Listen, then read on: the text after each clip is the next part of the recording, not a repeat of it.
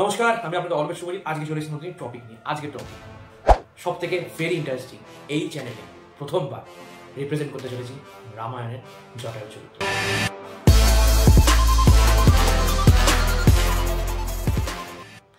জীবনে যদি কারোর মতন কিছু করতে চাও তাহলে নিজেকে জটায়ুর মতন করো। জীবনে যদি নির্ভীক হতে হয় তবেও অনুসরণ করো জটায়ুকে।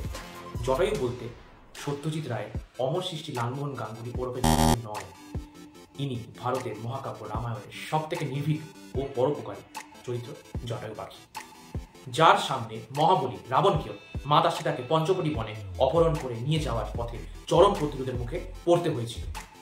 বাল্মীকি রামায়ণের রামচন্দ্রের পরে সব থেকে গুরুত্বপূর্ণ চরিত্র হচ্ছে আমাদের জটায়ু পাখি। রাবণ যখন সাধু বেশে মাতা সীতাকে অপহরণ করে নিয়ে যাচ্ছিল তখন তার মৃত্যু নিশ্চিত জেনেও তার নিজের জীবনকে বিপন্ন করে রাবণের সাথে সম্মুখ হয়ে নিজেকে এগিয়ে নিয়েছিল জটায়ু। আর জটায়ুর কাছ থেকেই রামচন্দ্র জানতে পারে রাবণ অপহরণ করেছে সীতা।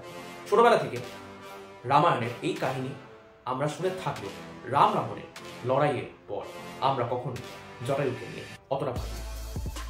কিন্তু বর্তমান জীবনে অন্যায়ের নির্ভীক প্রতিবাদ করতে হলে নিজের দৃষ্টিভঙ্গি জটায়ুর মতো নির্ভীক ও অকুতভয় করো, তবেই অন্যায় প্রতিবাদ হবে, তৈরি হবে স্বার্থপরহীন সমাজ।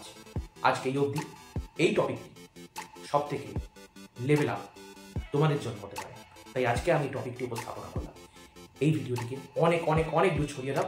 অনেক ভালো থেকো। আমাকে ইনস্টাগ্রাম এবং ফেসবুকে যে কোনো কিছুর জন্য ডিএম করবে অন্য কোনো টপিক্সের জন্য। ভালো থাকবে।